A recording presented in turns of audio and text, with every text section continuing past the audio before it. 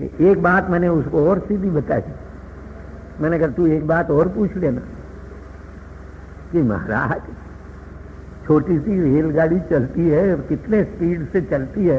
अभी भारतवर्ष में कोई तो ऐसी रेलगाड़ी हुई नहीं जो 1000 माइल से 1 घंटे में अधिक रफ्तार से चले। उससे कम रफ्तार से चलने वाली जो रेलगाड़ियां हैं उसमें शरीर कितना हिलता,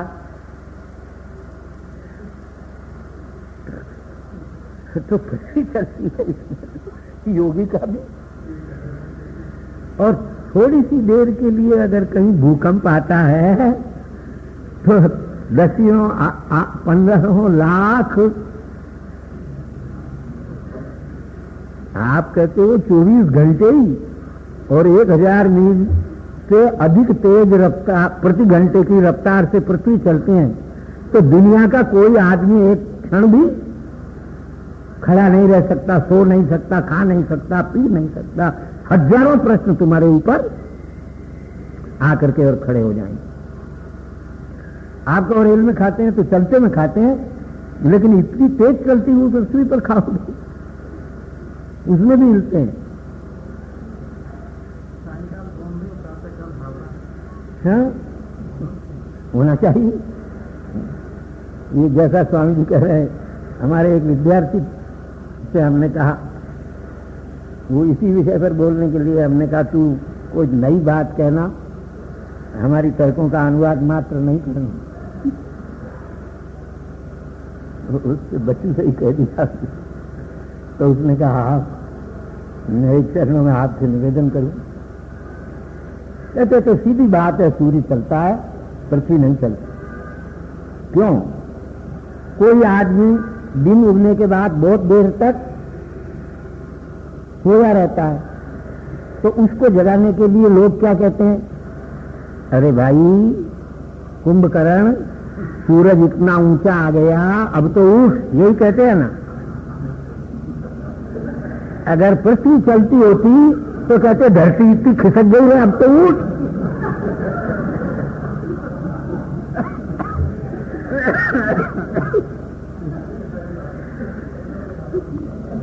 क्या कहते हो? ऐसे कहते हो?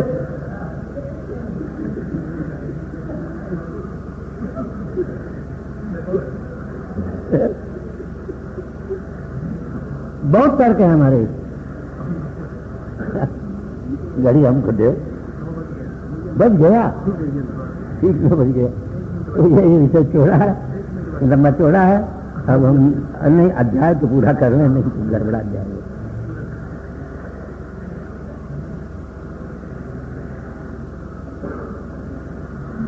ये हमारा इस पर चला। भगवान सूर्य कालात्मा है, यही काल का आत्मा है। मैंने काल को बनाने वाला, काल का ज्ञान देने वाला भगवान सूर्य है। और कोई संसार में काल का ज्ञान, सूर्योदय होता है तो दिन होता है, 1 घड़ी दिन, 2 घड़ी दिन, 3 घड़ी दिन, 1 घंटा दिन, 2 घंटा दिन। चाहे बिना सूर्योदय के आपको दिन और रात्रि का ज्ञान, सूर्यास्त होने से रात्रि होती है। लोग ये भी कहते हैं, हमसे एक ने प्रश्न किया कि महाराज पृथ्वी नहीं चलती तो दिन रात कैसे होते हैं? साइंटिस्ट मानते हैं पृथ्वी की छाया से रात होती है जहां छाया नहीं पड़ती वहां दिन होता है। हम कहते हैं मूल ही गलत है भाई, चले तब छाया पड़े ना, है मूल ही गलत है। नहीं, हमारे यहाँ तो लिखा है और रात्रे विभजते सूर्यो मानुष दैव के, रात्रि स्वप्न है। भगवान ने सूर्य को आज्ञा दी सृष्टि के प्रारंभ में, सूर्य का निर्माण करके, कि तुम दिन रात्रि का विभाग करो, और किस लिए करो ये भी बतलाया। रात और दिन इनको अलग करो। तो सूर्य भगवान ने कहा ठीक है महाराज, लेकिन किस लिए करूं? तो भगवान ने कहा रात्रि स्वप्नाय भूतानाम, चेष्टा यही कर्म, लोगों को विश्राम मिले, सो जाए, काम करते करते जब थक जाए, तो इसलिए तुम रात का निर्माण करो और खाने पीने कमाने के लिए दिन का निर्माण करो। तो सूर्य भगवान जो है इस प्रकार दिन और रात्रि का निर्माण करते हैं। इसीलिए ये काल की आत्मा है। ये मनुष्य के मोह को निवृत्त करने के लिए अंतरिक्ष में दौड़ता है। इतना बड़ा रास्ता 1 महीने के अंदर पूरा कर लेता है 12 राशियां। उसी के द्वारा उसकी जो 12 महीने की गति है उसको संवत्सर कहते हैं। इसलिए इस भगवान सूर्य की अवश्य पूजा करनी चाहिए मनुष्यों के लिए। इससे बढ़कर कोई उपकारी दूसरा देवता हो ही नहीं सकता। विदुर महाराज कहने लगे, पितर देव मनुष्य इनका आयु आपने बताया, लेकिन त्रिलोकी से जो बाहर हैं उनकी गति भी बताओ। योग सिद्ध जो लोग होते हैं उनको तो समाधि में साक्षात्कार हो जाता है, लेकिन सब मनुष्य तो त्रिलोकी से बाहर जो लोग हैं उनकी गति को नहीं जान सकते। मैत्रेय कहते हैं भाई सतयुग, त्रेता युग, द्वापर युग और कलयुग, ये 4 युग होते हैं। ये 12,000 ऐसे 12 वर्षों, देवताओं के 12 वर्षों से ये 4 युग होते हैं। देवताओं के 400 वर्षों से सतयुग, 300 वर्षों से त्रेता युग, 200 वर्ष से द्वापर युग और 100 वर्ष से कलयुग। लेकिन उनका वर्ष इतना बड़ा होता है, हमारे 365 दिन का उनका एक दिन होता है। हमारे 6 महीने की उनकी रात और हमारे 6 महीने का उनका मिलाएंगे तो 1000 वर्ष होंगे हमारे।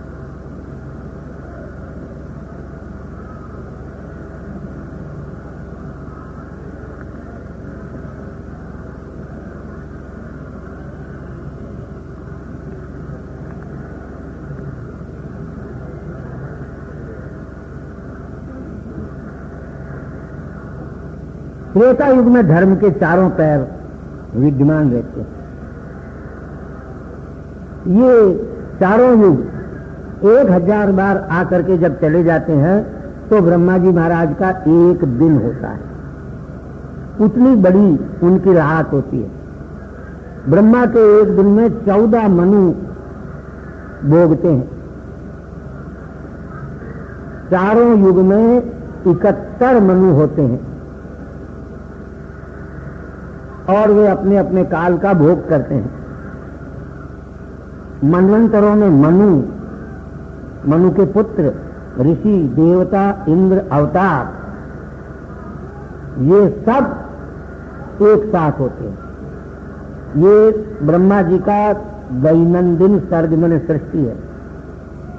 प्रत्येक मनवंतर में भगवान अवतार धारण करते हैं और संसार की रक्षा करते हैं। ब्रह्मा जी महाराज जब संसार का प्रलय होता है तो अपने पराक्रम का उपसंहार करके सो जाते हैं।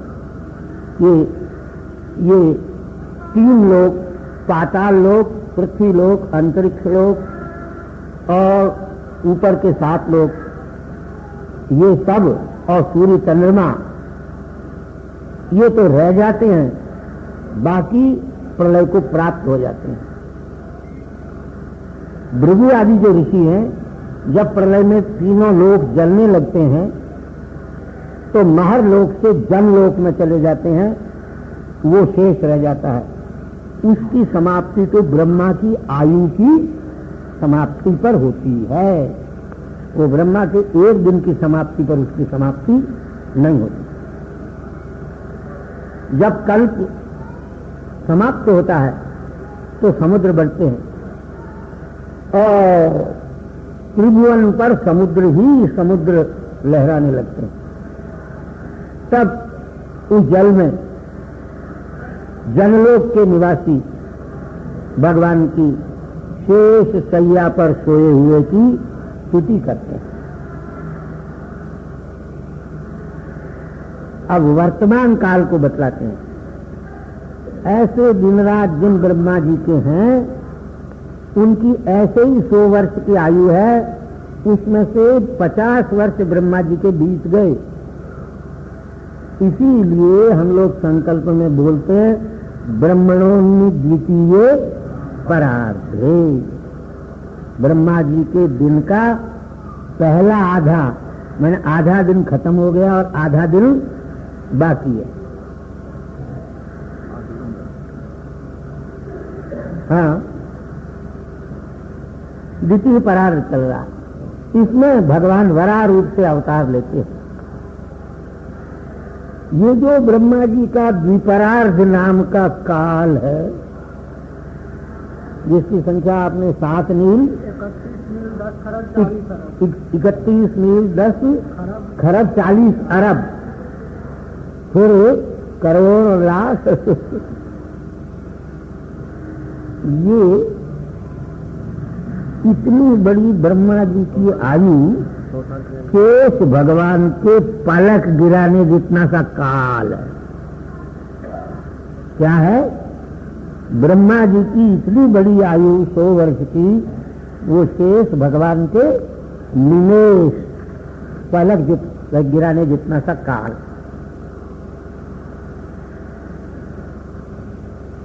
तो पहले ब्रह्मकल्प, पूर्व परार्ध के अंत में पाद्मकल्प, इस समय श्वेतवाराह कल्प चल रहा। वो द्वितीय परार्ध के आदि में हम कह आए, जहां वराह अवतार होता है। परमाणु से लेकर के द्विपरार्धांत काल है, उसका संपूर्ण कथन करने में कोई समर्थ नहीं होता। ये जो ब्रह्मांड है, ये 50 करोड़ योजन, एक योजन 4 कोस का होता है, तो 50 करोड़ योजन 200 करोड़ कोस, चौगुना हुआ कोस, बड़ा है।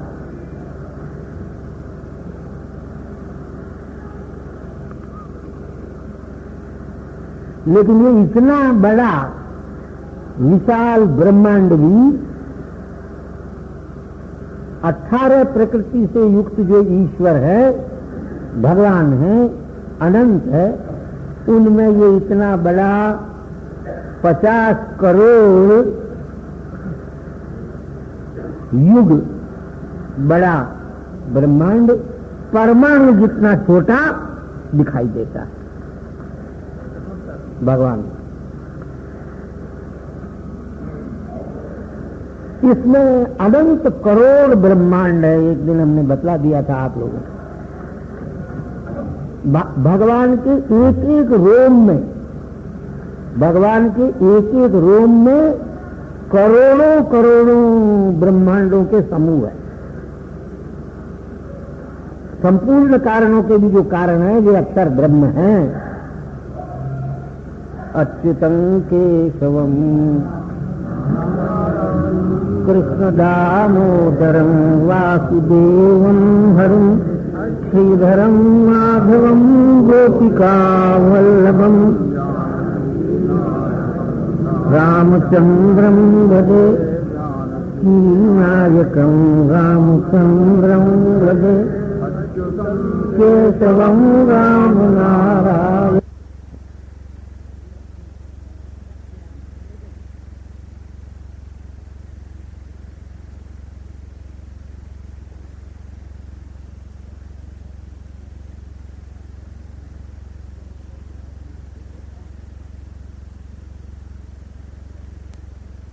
पद्मभवं वसिष्ठं शक्तिं च तत्पुत्रपराशरं च व्यासं शुकं गौडपदं महान्तं गोविन्दयोगीन्द्रमथास्य शिष्यं श्रीशङ्कराचार्यमथास्य पद्मो पादं च हस्तामलकं च शिष्यं तन्तोटकं वार्तिकुकारमन्या नस्मद्गुरून् सन्ततमानतोऽस्मि।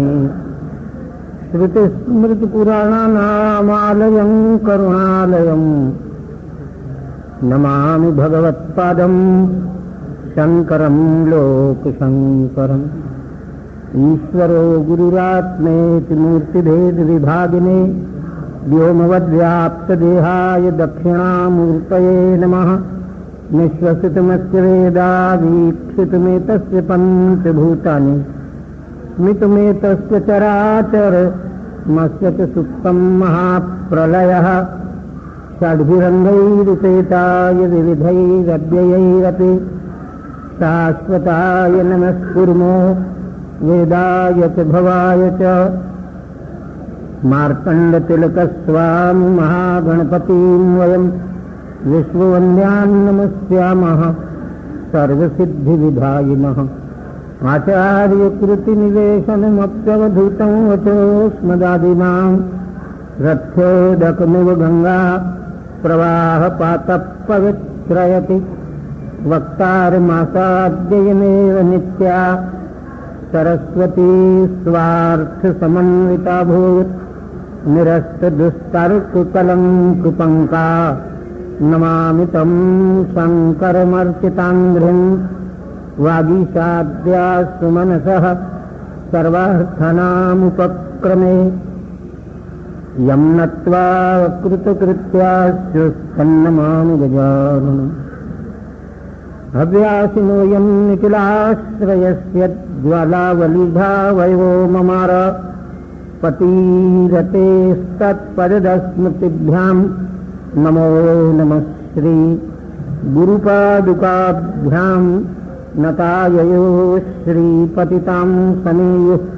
कदाचिदप्यासि दरिद्रवर्याः मूकाश्च वाचस्पतितां हिताभ्यां नमो नमः श्री गुरुपादुकाभ्यां नमः श्री परमहंसास्वादित चरण कमल चिन्मकरन्दाय भक्तजनमानस निवासाय श्रीरामचंद्राय।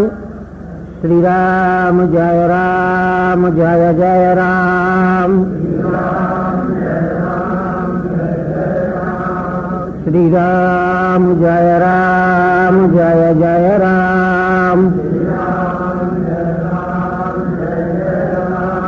श्रीराम जय राम जय जय राम। श्रीराम जय राम जय जय राम। श्रीराम जय राम जय जय राम। श्रीराम जय राम जय जय राम। श्रीराम जय राम जय जय राम। धर्म की अधर्म का प्राणियों में विश्व का गो हत्या गौ माता की। धर्म सम्राट स्वामी श्री करपात्री जी महाराज की। हर हर नारायणं नमस्कृत्य नरं चैव नरोत्तमं देवीं सरस्वतीं व्यासं ततो जयमुदीरयेत्। मैत्रेय उवाच इति ते वर्णितक्षत्तः कालाख्य परमात्मनः महिमा वेद गर्भोऽथ यथा श्राक्षी निबोध में। मैत्रेय जी महाराज धृतराष्ट्र के भ्राता विदुर जी महाराज से कह रहे हैं। उधर शौनकादि महर्षियों से सूत जी महाराज कह रहे हैं। मैत्रेय कहते हैं कौरववंश वर्धन विदुर जी महाराज, आपके प्रश्न के अनुसार कालस्वरूप परमात्मा की महिमा का हमने वर्णन किया। अब इस सारे संसार को भगवान ने कैसे, ब्रह्मा जी महाराज ने कैसे पैदा किया, ये बातें आप हमसे सुनिए। ब्रह्मा जी महाराज ने काल के साथ साथ सर्वप्रथम मृत्यु को उत्पन्न किया और उसके सहायक क्रोध को उत्पन्न किया। इसके बाद विषय भोगों के सुख की जो इच्छा, जिसके कारण, जिस इच्छा की पूर्ति न होने के कारण मनुष्य क्रोध में आ जाता है और फिर क्रोध मृत्यु का कारण बनता है। संगात संजायते कामः, कामात् क्रोधो विजायते, क्रोधात् भवति सम्मोहः, सम्मोहात् स्मृति विभ्रमः, स्मृति भ्रंशात् बुद्धिनाशो, बुद्धिनाशात् प्रणश्य। क्रम है विषयों के संगम की इच्छा से, इसी का नाम काम है। वो पूरी नहीं होती है तो क्रोध उत्पन्न हो जाता है। मनुष्य को जब क्रोध आता है तो उसको मोह उत्पन्न हो जाता है। फिर उसकी बुद्धि शक्ति में जो स्मृति है, स्मरण करने की शक्ति है, वो नष्ट हो जाती है। फिर बुद्धि भी नष्ट हो जाती है और बुद्धि के नष्ट हो जाने से मनुष्य का बंटा ढार हो जाता है।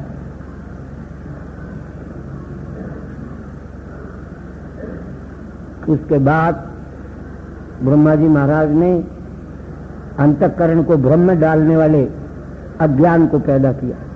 ये 5 पर्व वाली अविद्या, अविद्या, अस्मिता, राग, द्वेष और अभिनिवेश, ये 5 पर्व वाली अविद्या को पैदा किया, अज्ञान को पैदा किया। ये सब पापमयी सृष्टि मेरे द्वारा पैदा हो गई। इसका अवलंबन करने वाले जीव पापी हो जाएंगे।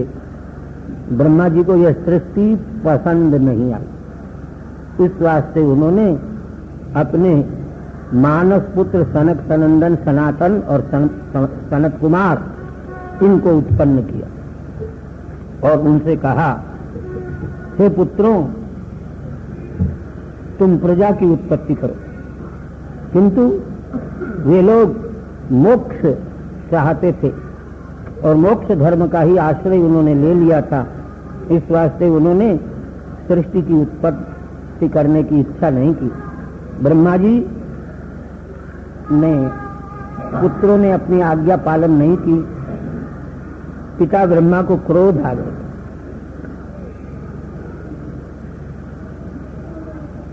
बुद्धि से सोचा कि क्रोध उचित नहीं है, इसको शांत करना चाहिए। क्रोध का निग्रह करने की चेष्टा की, लेकिन उस क्रोध के कारण ब्रह्मा जी महाराज के भौं के बीच में से एक मन्यु नाम का कुमार उत्पन्न हुआ और वो उत्पन्न होते ही रोया और कहने लगा, आपने मुझे क्यों पैदा किया? मेरे क्या नाम है और मेरा क्या कर्म है? ब्रह्मा जी महाराज ने कहा, तुम रो मत, क्योंकि उसने पैदा होते ही रुदन किया, इस वास्ते उसका नाम शिव हो गया, रुद्र हो गया। तुम बालक की तरह क्यों रो रहे हो? तुम्हारा नाम रोने के कारण रुद्र पड़ जाएगा, पड़ गया। तुम्हारे नाम और तुम्हारे स्थान में बतला देता हूं। हृदय, इंद्रियां, प्राण, आकाश, वायु, अग्नि, जल, पृथ्वी, सूर्य, चंद्रमा और तपस्या। तप शब्द का अर्थ है द्वंद्वों का सहन करना। द्वंद्व बने जोड़ा, 3 जोड़े हैं, भूख, प्यास, सर्दी, गर्मी, सुख और दुख। सुख दुख का जोड़ा है, भूख प्यास का जोड़ा है और सर्दी गर्मी का जोड़ा है। इसको सहन करना, इसी का नाम है तप। भूख प्यास को सहन करना, ऋषि लोग भूख प्यास सहन करते थे, सर्दी गर्मी सहन करते थे और सुख दुख भी सहन करते थे, इसीलिए वो तपस्वी कहलाते थे। भगवान रुद्र के ये स्थान और यही तुम्हारे नाम भी हैं 11 एकादश रुद्रों के। और अब इसके साथ साथ हम तुमको पत्नियां भी देते हैं, इनके द्वारा तुम प्रजा को उत्पन्न करो। ब्रह्मा की आज्ञा मान करके भगवान रुद्र ने तीव्र स्वभाव से अपने जैसी ही प्रजा को उत्पन्न किया, क्योंकि तीव्र स्वभाव से उत्पन्न हुई प्रजा थी। इस वास्ते उन्होंने सारे जगत को ग्रसना आरंभ कर लिया।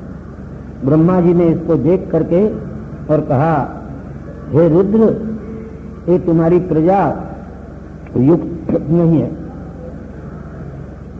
ऐसी प्रजाएं अब भविष्य में उत्पन्न न करो, तभी तुम्हारा और सारे संसार का कल्याण होगा। तुम तपस्या में लग जाओ। मनुष्य जब तपस्या में लग जाता है तभी वह परमेश्वर का साक्षात्कार कर सकता है। ऐसा सुन करके भगवान रुद्र इलाव्रत नाम के वर्ष में जाकर के वहां के वन में तपस्या करने लगे। फिर ब्रह्मा जी महाराज ने यदि सृष्टि संसार के योग्य नहीं है ऐसा समझ करके दूसरी सृष्टि उत्पन्न करने का विचार किया और अपने संकल्प से इन महर्षियों को उत्पन्न किया, जिनके नाम मरीचि, अत्रि, अंगिरा, पुलस्त्य, पुलह, क्रतु, भृगु, वशिष्ठ और दक्ष। ये ब्रह्मा के पुत्र हैं। ब्रह्मा के इनमें से कौन किस अंग से पैदा हुआ?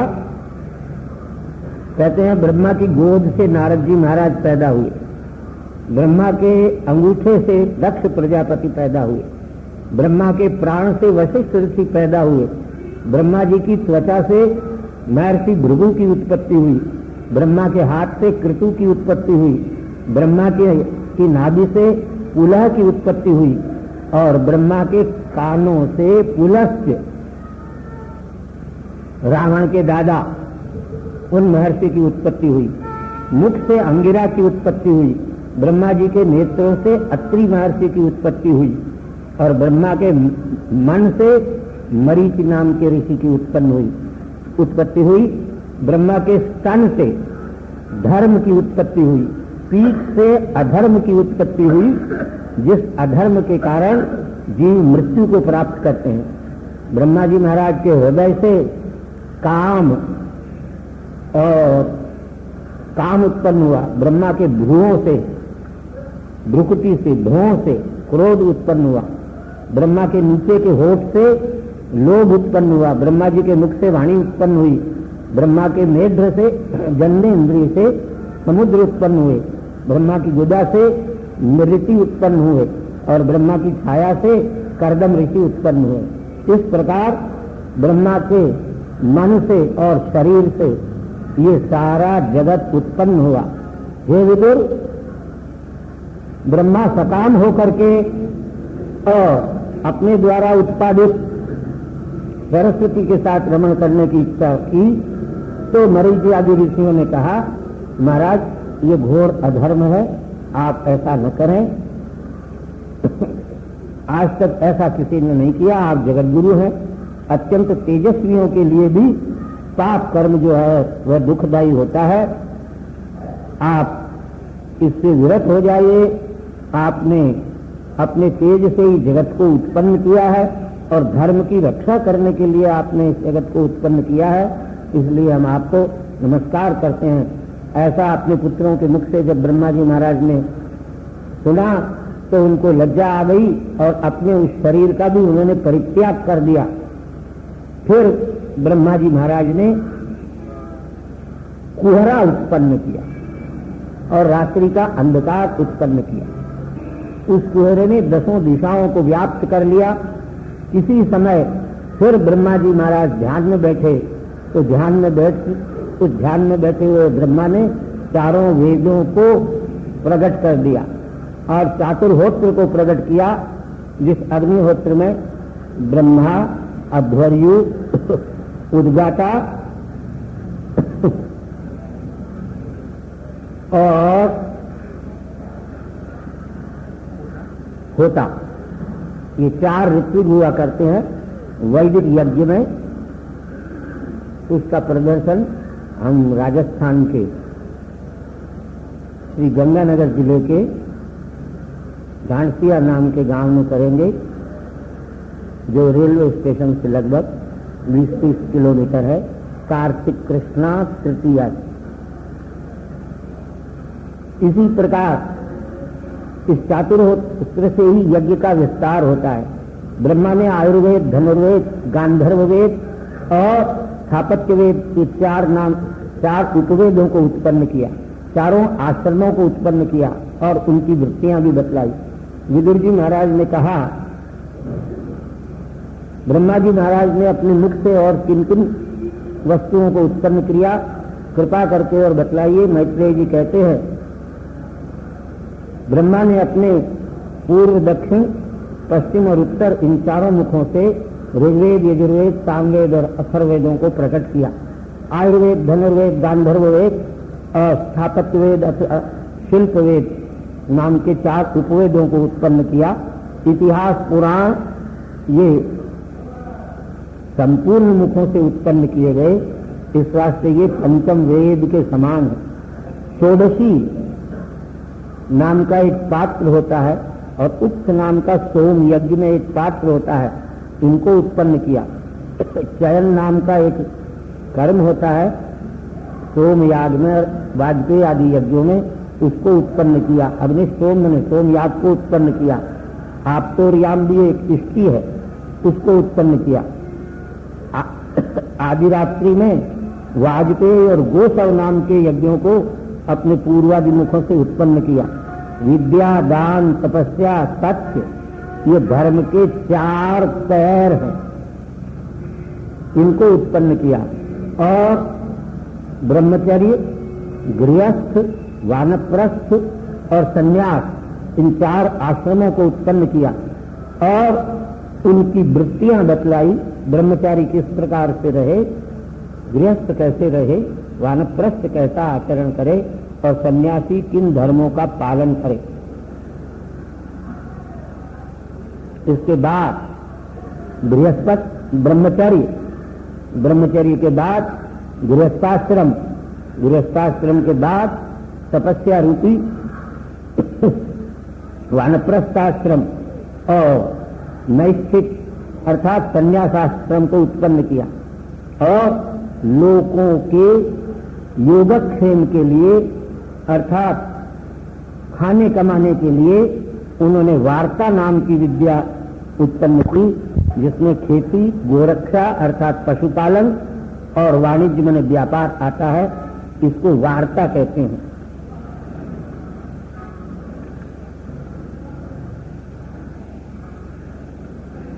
वनवासी, वानप्रस्थ में रहने वाले 4 प्रकार के होते हैं, वैखानस, बालखल्य, औदुंबर और फेनक।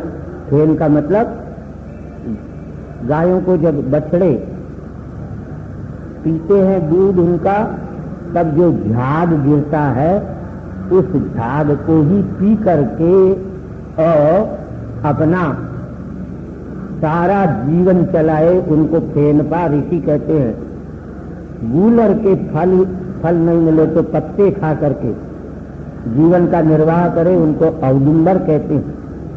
और बालखिल्य नाम के 60,000 ऋषि हैं, जो अंगूठे के पर्व के समान ही उनके शरीर की स्थिति है। और वैखानस कहते हैं जो सदा विचरण करे, एक जगह कहीं नहीं रहे।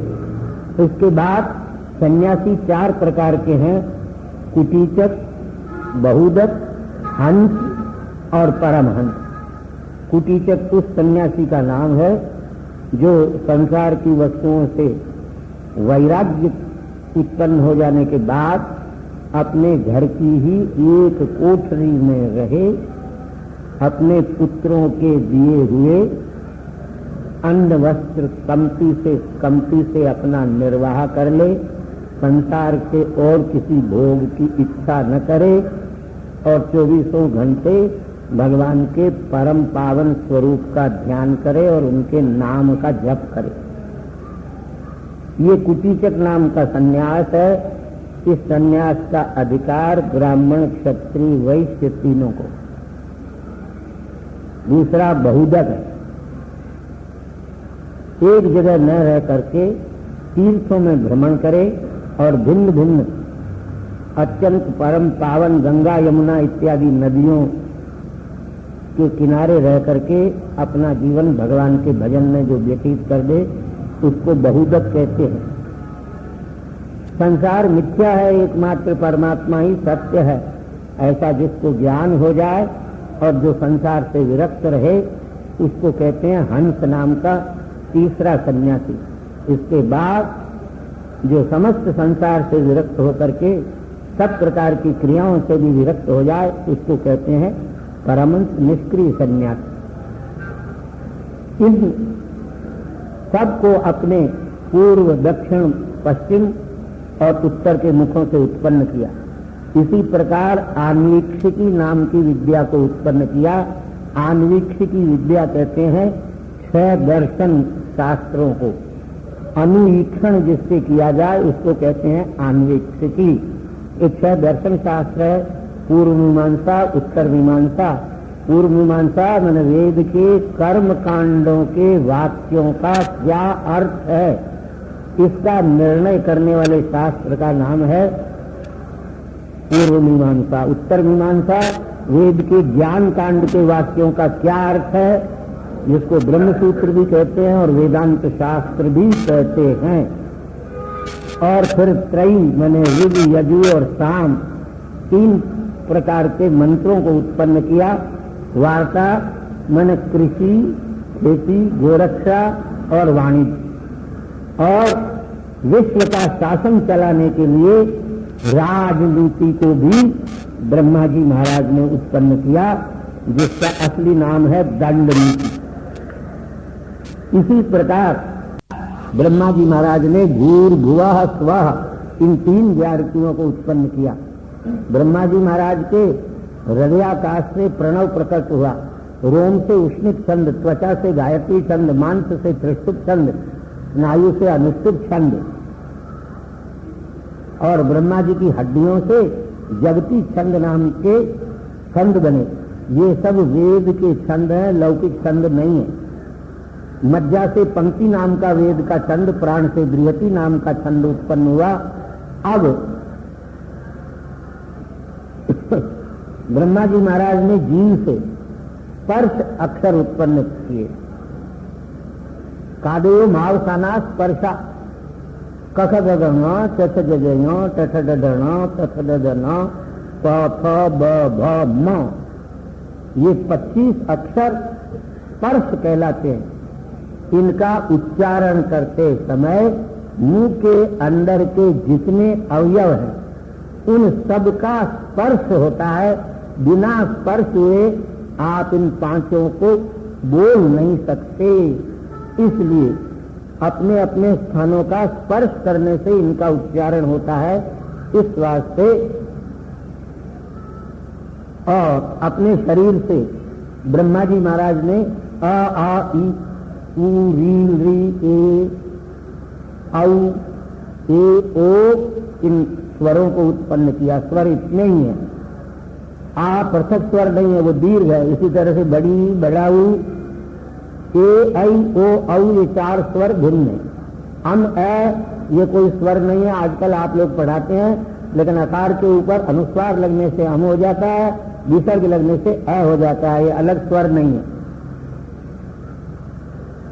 अपनी इंद्रियों से ब्रह्मा जी ने तालव्य सकार, मूर्धन्य सकार और दंत्य सकार को उत्पन्न किया। बल से ब्रह्मा जी ने य र ल व इन अक्षरों को उत्पन्न किया और अपनी क्रीड़ा से ब्रह्मा जी ने षड्ज, मध्यम, गांधार, धैवत, पंचम और ऋषभ इन 7 स्वरों को उत्पन्न किया जो गान विद्या में सारी ग म प ध नी स इन शब्दों से जाने जाते हैं। आजकल दुनिया खोज करती है कब क्या पैदा हुआ। हमारे इन ग्रंथों को देखे तो कैसे पैदा हुआ, कहां से पैदा हुआ और कब पैदा हुआ ये सब पता लग जाए।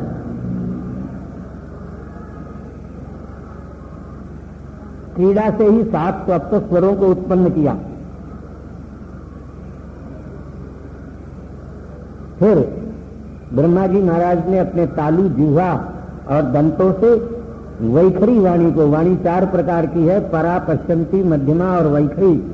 मनुष्य जब कुछ बोलने के लिए तैयार होता है तो कैसे बोलता है?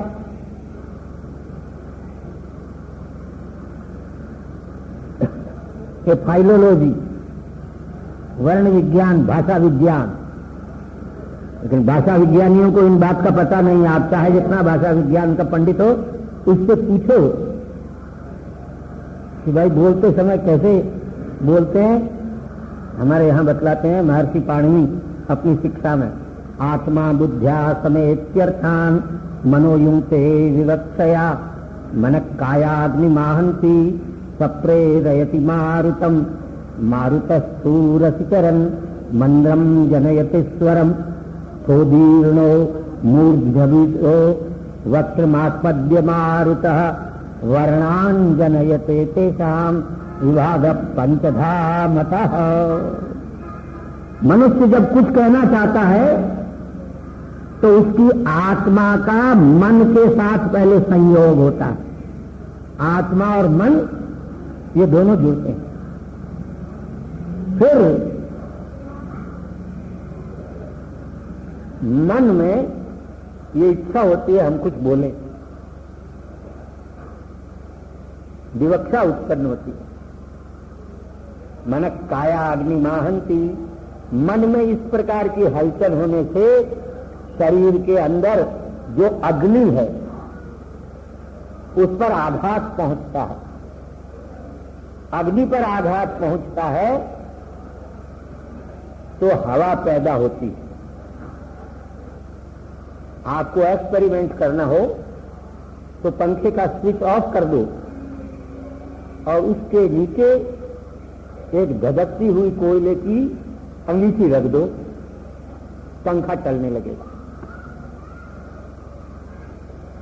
शरीर में जब अग्नि पर आघात होता है मन की हलचल से, मन की चेष्टा से, तो वह अग्नि वायु को पैदा करता है।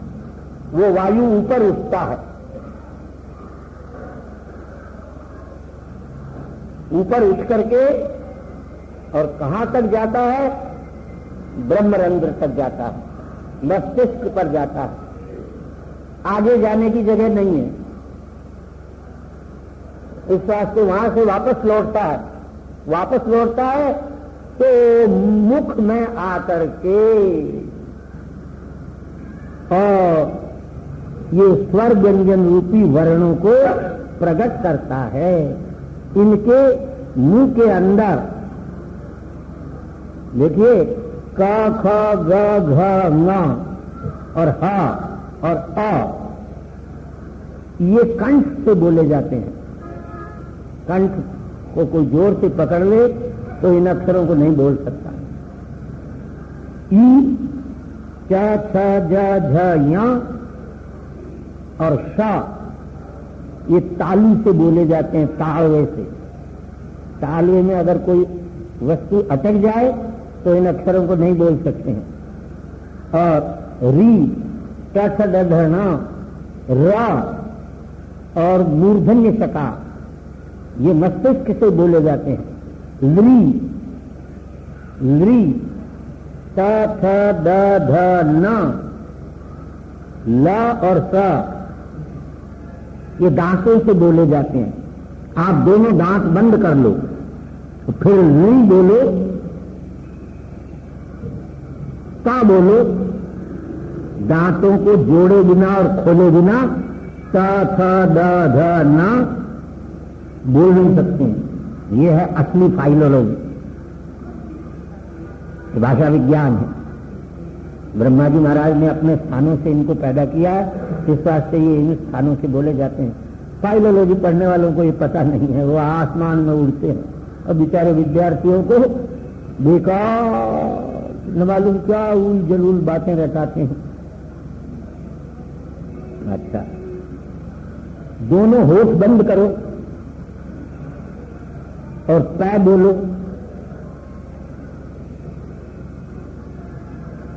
या दोनों होठ खुले रखो फिर क्या बोलो, नहीं बोल सकते। इसीलिए भगवान राम का नाम लेना चाहिए। तुलसीदास जी महाराज ने लिखा है, तुलसी राके कहत ही निकटत पाप पहाड़, फिर पाछे आवे नहीं देत मकार छाड़। राम